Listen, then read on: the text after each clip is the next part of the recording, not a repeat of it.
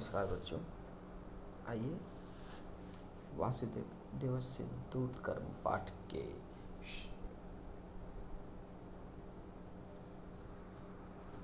व्याख्या के अंतर्गत शेष वाक्यों की अनुवाद और व्याख्या देखें। यहाँ तक आपने देखा कि वासुदेव के पांडवों के तरफ से संधि प्रस्ताव लेकर धृतराष्ट्र की सभा में आने पर उनके प्रस्ताव का समर्थन अपने प्रस्ताव के समर्थन में कृष्ण ने कहा कि समय पूरा हो चुका है और जो धर्मानुसार पांडवों का हिस्सा बनता है वह उन्हें दे दें। तो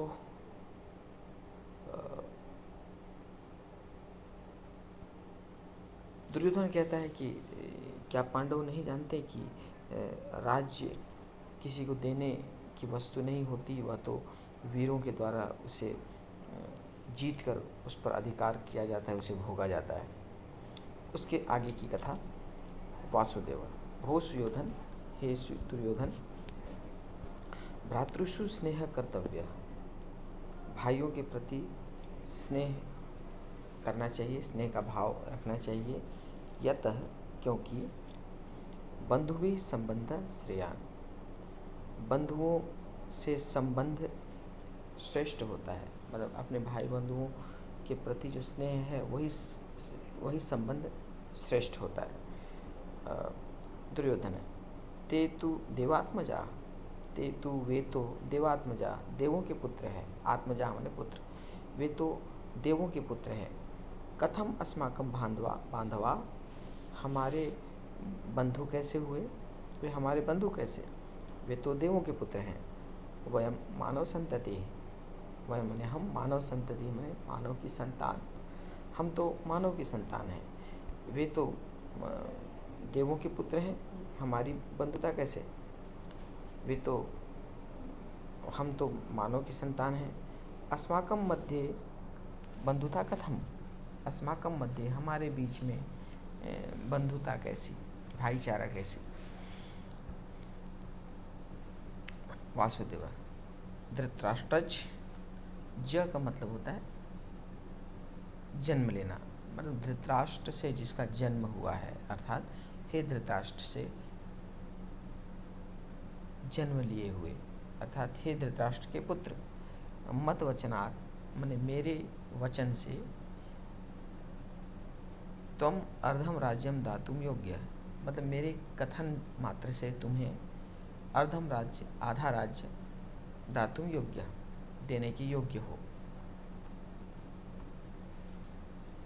मेरे वचन से तुम आधा राज्य देने के योग्य हो। अन्यथा पांडवा, वरना पांडव, स्वपौरुषेण, पौरुष मतलब अपने पुरुषत्व से, अपने वीरता से, अपनी शक्ति से, संपूर्णम राज्यम हरिष्यन्ति, समस्त राज्य छीन लेंगे। अन्यथा पांडव अपनी शक्ति से, अपने बल से संपूर्ण राज्य को छीन लेंगे। हे धृतराष्ट्रपुत्र, मेरे कथन मात्र से तुम आधा राज्य दे देने के योग्य हो, वरना पांडव अपने पौरुष से, अपने बल से संपूर्ण राज्य को छीन लेंगे। दुर्योधन भोदूत, हे दूत, युद्धे यदि साक्षात् पवनः इंद्रः वा मां प्रहरेत, युद्धे यदि, युद्ध में यदि साक्षात् पवन या इंद्र, वा का अर्थ होता है या, युद्ध में यदि पवन या साक्षात पवन या इंद्र माम प्रहरेत, मुझ पर प्रहार करे, तथापि हम, फिर भी मैं, पराक्रमेण रक्षितस्य, अपने पराक्रम से रक्षा किए हुए, स्वराज्यस्य, अपने राज्य का, तृणम अपि न दास्यामि, तृणम मतलब तिनके के बराबर भी नहीं दूंगा। हे दूत, युद्ध में यदि साक्षात पवन या इंद्र मुझ पर प्रहार करें तो भी मैं पराक्रम से रक्षा किए गए अपने राज्य के तिनके का बराबर भी नहीं दूंगा। यवनिका शनैः शनैः पतति। यवनिका मतलब पर्दा, शनैः शनैः धीरे धीरे पतति गिर जाता है, पर्दा धीरे धीरे गिर जाता है। अब आइए इनके शब्दों की विस्तृत व्याख्या देखें। भो सुयोधन, सुयोधन दुर्योधन को संबोधन है। भो का अर्थ होता है हे, अव्यय है, हे दुर्योधन। भ्रातृषु, भ्रातृषु मतलब सप्तमी का बहुवचन, भाइयों में, भाइयों के बीच में। स्नेह कर्तव्य, स्नेह रखना चाहिए, भाइयों में स्नेह रखना चाहिए। तव्यत जब लगता है तो इसका चाहिए अर्थ होता है। कर्तव्य मतलब कि करना चाहिए, भाइयों के प्रति स्नेह की भावना रखनी चाहिए, भाइयों में स्नेह करना चाहिए। यतः माने क्योंकि बंधु भी माने भाइयों में संबंध श्रेयान, भाइयों में संबंध श्रेष्ठ होता है। अर्थात भाइयों के प्रति जो संबंध है वो संबंध सारे संबंधों में श्रेष्ठ है। श्रेयान का अर्थ यहाँ पे श्रेष्ठ से है। दुर्योधन है, दुर्योधन। ते तु देवात्मजा, ते मतलब वे, तू अव्यय है, तू का अर्थ होता है तो, वे तो देवात्मजा, आत्मज का अर्थ होता है पुत्र, आत्मजा माने पुत्र, बहुवचन है आत्मजा। वे तो देवताओं के पुत्र हैं। कथम अस्माकं बांधवा, हमारे बंधु कैसे हुए, वे हमारे बंधु कैसे हुए, वे तो देवताओं के पुत्र हैं। वयम मानव संतति, संतति का मतलब होता है संतान, हम तो मनुष्य की संतान हैं। अस्माकं मध्ये, हमारे बीच में, बंधुता कथम, भाईचारा कैसा, हमारे बीच में भ्रातृत्व कैसा। वासुदेव, धृतराष्ट्रज, ज अर्थात पुत्र, हे धृतराष्ट्र के पुत्र। मदवचनात्, मदवचनात् में वास्तव में मत है, मत के साथ वचनात् मर का बना है। मदवचनात् प्रथम वर्ण के साथ यदि यर लव जुड़ता है तो प्रथम वर्ण अपने तृतीय वर्ण बदल जाता है। तो यहाँ मत का व के साथ जुड़ने के लिए मद हो गया। मदवचनात् माने मेरी कथन से, मेरे कहने से। तुम अर्धम राज्यम, राज्यम विशेष्य है और अर्धम उसका विशेषण माने आधा राज्य। दातुम योग्य, दे देने की योग्य हो, मेरे कहने से तुम आधा राज्य दे देने के योग्य हो। अन्यथा पांडवा, वरना पांडव, स्वपौरुषेण, पौरुष का अर्थ होता है शक्ति, बल। अन्यथा पांडव अपने बल से संपूर्णम राज्यम हरिष्यन्ति, समस्त राज्य को, पूरे राज्य को हर लेंगे या छीन लेंगे। राज्यम विशेष्य, संपूर्णम उसका विशेषण, संपूर्ण राज्य को हर लेंगे। दुर्योधन, भोदूत, हे दूत। युद्धे यदि, युद्ध में यदि, साक्षात पवनः इंद्रः वा, साक्षात पवन या इंद्र, माम प्रहरेत, मुझ पर प्रहार करे, तथापि हम, तथापि यहाँ प्रहरेत विधिलिंग का प्रथम पुरुष का एक वचन है। प्रहरेत,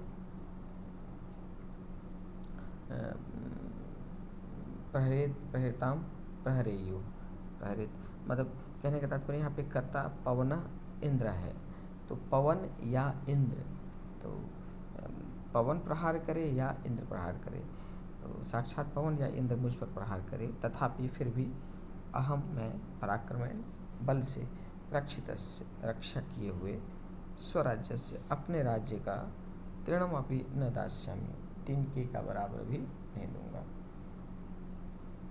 युद्ध में यदि साक्षात पवन या इंद्र मुझ पर प्रहार करे तो भी मैं पराक्रम से रक्षा किए गए अपने राज्य का तिनका भी नहीं दूंगा। यवनिका शनैः शनैः पतति, यवनिका का अर्थ होता है पर्दा, शनैः शनैः धीरे धीरे, पतति गिर जाता है। तो इस प्रकार यह पाठ समाप्त हुआ। और आइए इस पाठ में विशेष रूप से कुछ अवयवों का प्रयोग हुआ है जिसके बारे में जान लें। कदा प्रश्नवाचक अव्यय में चन और चित अव्यय लगाकर अनिश्चित वाचक अव्यय बनता है। तो जब चन या चित लगता है तो वाक्य अनिश्चित हो जाता है। जैसे कदाचित माने किसी समय, कदाचित, तो जब चित लगा इसका अर्थ अनिश्चित हो गया। कदाचित किसी समय, ये एग्जैक्ट समय की बात नहीं हो रही है कि किसी समय, उसका काल कभी भी हो सकता है कल हो या परसों हो, बरसों पहले हो या कई सालों पहले हो, तो वो निश्चित समय का बोध नहीं कर रहा है। तो कदा के साथ चित लगकर कभी, किसी समय, ये रूप हो गया। कदाचित सः मम गृहं श्वः आगच्छति, कदाचन स धनिका आसीत्, कदाचन माने कभी, सः धनिका आसीत्, वह धनी था। एकदा एवं पूरा अवयवों का प्रयोग भूतकाल में होता है। एकदा का अर्थ होता है एक बार, वंस अपॉन अ टाइम, एक बार। और पूरा का अर्थ होता है प्राचीन काल में। ये दोनों अव्यय भूतकाल के लिए प्रयोग किए जाते हैं। त्वा, तुमुन और ल्यप प्रत्यय में बने हुए शब्द भी अव्यय होते हैं। जो वे शब्द जो त्वा, ल्यप या तुमुन के साथ जुड़ जाएं, वो अव्यय बन जाते हैं, अव्यय का रूप धारण कर लेते हैं। उसमें उसके रूप में परिवर्तन नहीं होता। इसमें कुछ धातुओं का प्रयोग हुआ है, उसको देख लें। उपविश का प्रयोग हुआ है, विश में उप लग कर उपविश बना। उत्तिष्ठ, उत के साथ स्था मिलकर बना उत्तिष्ठ। और हरि के साथ पर मिलकर बना प्रहर, मतलब प्रहार करना। इसके अलावा ज्ञा के साथ भी मिलकर बना विज्ञाय, मैंने जानकर। स्खल का अर्थ होता है फिसलना। प्रविश, विश के साथ जब प्र लग जाता है उपसर्ग, तो अर्थ होता है प्रवेश करना, अंदर आना। संधि पुरुषोत्तम, पुरुष के साथ उत्तम मिलकर बना पुरुषोत्तम है। पुरुष में अ है, उत्तम में उ है, अ के साथ उ मिलके ओ हो गया। ये यण स्वर, ये गुण स्वर संधि का उदाहरण है। महत के साथ दुखम मिलकर महत दुखम बना, क्योंकि महत में त है प्रथम वर्ण, उसके साथ तृतीय वर्ण द मिलकर प्रथम वर्ण त का तृतीय वर्ण बन गया द, तो ये बना महत दुखम। उसी प्रकार प्रसन्नो अस्मि, प्रसन्न अस्मि का प्रसन्न अस्मि, ये उत्त संधि का उदाहरण है। विसर्ग के पहले यदि अ हो, विसर्ग के बाद में भी अ हो, तो विसर्ग ओ बन जाता है और अ का अवग्रह, प्रसन्नो अस्मि। देवात्मजा, देव के साथ आत्मजा मिलकर बना देवात्मजा, अ के साथ आ मिलके आ हो गया, दीर्घ स्वर संधि का उदाहरण। प्रत्ययों का प्रयोग हुआ है। दंडनीय, दंडनीय में अनियर प्रत्यय, तो अर्थ होता है दंड देने योग्य। विस्मृत में त प्रत्यय लगकर बना है विस्मृत। स्मृ धातु के साथ विसर्ग मिलकर त प्रत्यय लगकर विस्मृत हुआ, मैंने भूल गया। अनुभूतम, अनुभूतम में भी त प्रत्यय है और भू के पहले अनुपसर्ग लगा हुआ है। तथा जीत्वा में जी के साथ त्वा प्रत्यय मिलकर बना है जीत्वा, माने जीत कर। आइए अभ्यास प्रश्न शुरू करें। प्रथम प्रश्न, प्रदत्त विकल्पेभ्य उचितम उत्तरम चिन्हित, दिए गए विकल्पों से उचित उत्तर को चुनिए। दूत रूपेण कह आगता, दूत के रूप में कौन आया? कंस, अर्जुन, केशव। तो स्पष्ट है कि केशव श्री कृष्ण आए थे दूत के रूप में, तो पहले का उत्तर केशव है।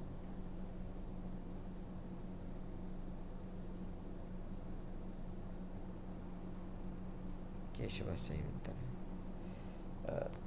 पाठे गांधारी पुत्र इति संबोधनम कस्मै प्रयुक्तम, पाठ में गांधारी पुत्र यह संबोधन किसके लिए आया है? तो गांधारी के पुत्र तो दुर्योधन थे, तो दुर्योधन आए। पांडवा किम याचन्ते स्म, पांडव क्या मांग रहे थे? तो पांडव राज्य का, अपने हक का हिस्सा मांग रहे थे, राज्यम। पांडवा केशाम आत्मजाह आसन, पांडव किसके पुत्र थे? तो पांडव देवों के पुत्र थे, इसलिए उसे देवात्मजा कहा गया है, तो उत्तर हो जाएगा देवानाम। कई सह संबंध श्रेयान, किन के साथ संबंध श्रेष्ठ होता है, अच्छा होता है? तो बंधुओं के साथ संबंध अच्छा होता है। आगे बढ़ते हैं। अगला प्रश्न, पूर्ण वाक्येन उत्तरत्। द्वारपाल आगत्य किम उद्घोषयति। द्वारपाल आकर क्या घोषणा करता है। तो आइए इसका उत्तर देखें। द्वारपाल आकर क्या कहता है। तो आपका उत्तर शुरू होगा, द्वारपाल आगत्य उद्घोषयति जयतु महाराजा पांडवानां शिबिरात् पुरुषोत्तम नारायण दूत रूपेण आगतः इति। तो ये पूरा वाक्य आ जाएगा। इसके आगे पहले प्रश्न, द्वारपाल आगत्य उद्घोषयति, यहाँ तक। इसके बाद होगा जयतु महाराजा पांडवानां शिबिरात् पुरुषोत्तम नारायण दूत रूपेण आगतः अस्ति। अब बढ़ते हैं अगले प्रश्न की ओर। अगला प्रश्न, दुर्योधन सभास्थिता जनान् सावधानं कुर्वन् किम कथयति। दुर्योधन सभा में स्थित लोगों को सावधान करते हुए क्या कहता है। तो उत्तर आपका यहीं से निकल कर आएगा। दुर्योधन सभास्थिता जनान् सावधान कुर्वन् किम हट जाएगा, कथयति। सावधानम कुर्वन् कथयति, सावधान करते हुए कहता है। अब इसके आगे उत्तर, तो सावधान करते हुए कहता है कि जो भी यहाँ से उत्तर आगे स्टार्ट हो जाएगा। यह अपि केशवस्य आगमने उत्थास्यति सह मया 12 स्वर्णभारस्य दंडेन दंडनीय भविष्यति। यहाँ से इसका उत्तर होगा। तो यह अपि, तो दुर्योधन सभा जनान सावधानम कुर्वन् कथयति, सावधान करते हुए कहता है। इसके बाद आगे, यह अपि केशवस्य आगमने उत्थास्यति सह मया 12 स्वर्णभार दंडेन दंडनीय भविष्यति। आगे बढ़ते हैं अगले प्रश्न की ओर। अगला प्रश्न, राज्यम कथम उपभोज्यते। राज्य कैसे उपभोग किया जाता है। राज्य कैसे उपभोग किया जाता है। तो इसका उत्तर, राज्य कैसे उपभोग किया जाता है, तो यहाँ पर इसका, हाँ, ये दुर्योधन के कथन में है इसका। तो राज्य, यहाँ आपका उत्तर शुरू होगा, राज्य कैसे उपभोग किया जाता है। तो राज्यम रिपून, यहाँ से शुरू होगा, रिपून, रिपून जित्वा ही उपभोज्यते। राज्यम रिपून जित्वा ही उपभोज्यते। अगला प्रश्न, वासुदेव अन्ते किम परामर्शं ददाति। वासुदेव अंत में क्या सलाह देते हैं, क्या परामर्श देते हैं अंत में।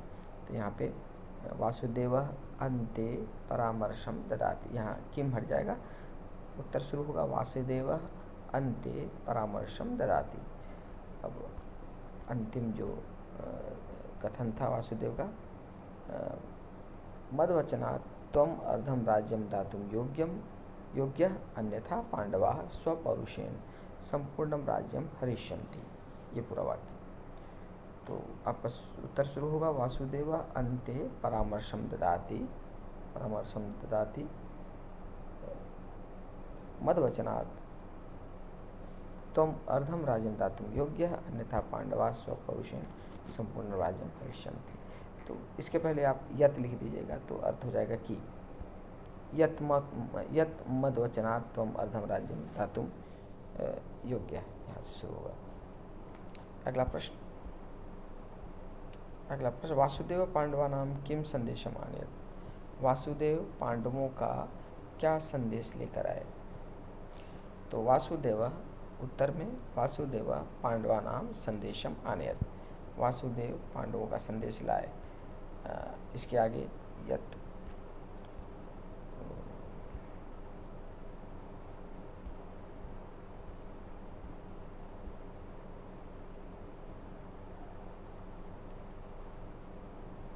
हाँ पांडवा संदेश यत से यत पांडव है, यहाँ शुरू होगा आपका उत्तर। यत् पांडवैः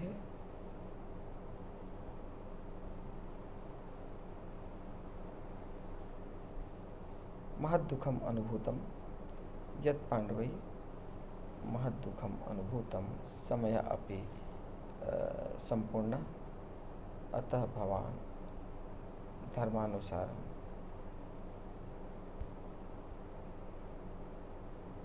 यत् अपि संपत्ति तेषां सन्ति तेभ्यः यच्छतु। ये यहाँ तक इसका उत्तर होगा।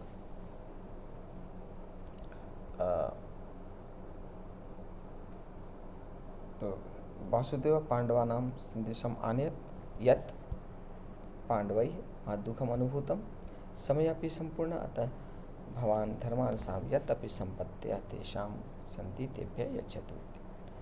तो ये यहाँ तक इसका उत्तर है। तो मुझे उम्मीद है कि आप लोगों को यहाँ तक की व्याख्या समझ में आ गई तथा अभ्यास प्रश्न के दोनों प्रश्न आप भली भांति समझ चुके हैं। मिलते हैं अगले वीडियो में शेष अभ्यास प्रश्नों के साथ। नमस्कार।